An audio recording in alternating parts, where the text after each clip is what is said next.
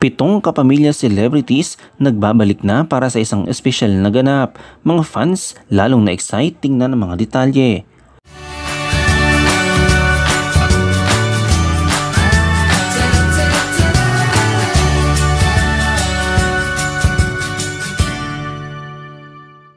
Na-excite ang mga fans ng pitong kapamilya celebrities na ito dahil sa kanilang pagbabalik bansa.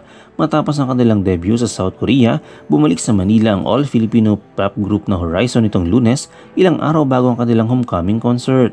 Ang mga fans ng Horizon na kilala sa pangalang Angkor ay nagtipon sa Ninoy Aquino International Airport Terminal 3 upang bumati sa grupo. Binati ng mga fans ang mga miyembro na sina Binzi, Kim, Kyler, Rayster, Winston, Jeremy at Marcos ang Bulaklak, regalo at palakpakan habang sila ay bumalik sa bansa. Ang all-Filipino pop group ng Horizon ay nagbabalik Pilipinas sa pamamagitan ng isang concert, ang may title na Friendship, Voyage to Manila.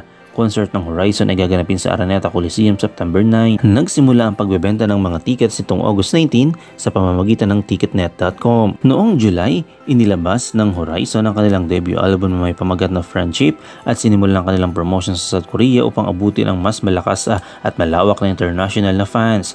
Ang album na ito ay may 21 na kantang kasama ang lead single ng 16 at mga pre-release track na Dash, Salamat at Lobby Dobby. Ang Horizon na may co-management ng ABS-CBN ay nabuo sa pamamagitan ng reality survival program na Dreammaker.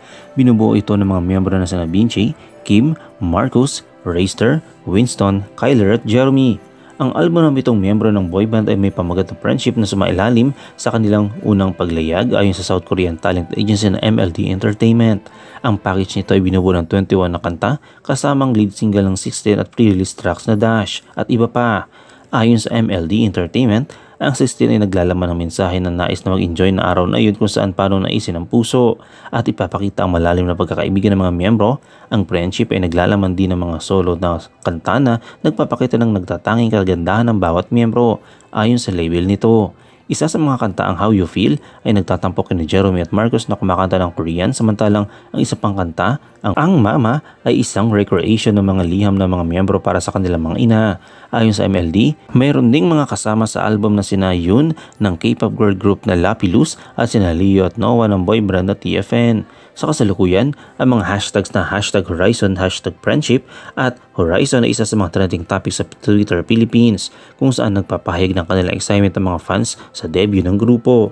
Ang Horizon ay ang pinakabagong all-foreigner act na naghahanap ng pag-angat sa larangan ng idol music sa South Korea sa layuning maakit ang mas malaking international fans. Halimbawa nito ay ang girl group na XG kung saan ang mga miyembro ay pawang mga Hapones na pinalaki ang kanilang international na fanbase sa pamamagitan ng pag-promote sa K-pop industry.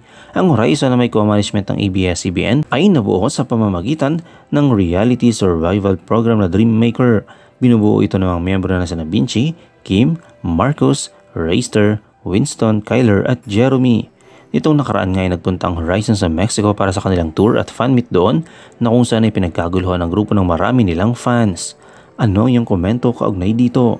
Shoutout tayo kina Avelina Gorgonio, kay Regine Emerald at kay Dana Emerald Pio.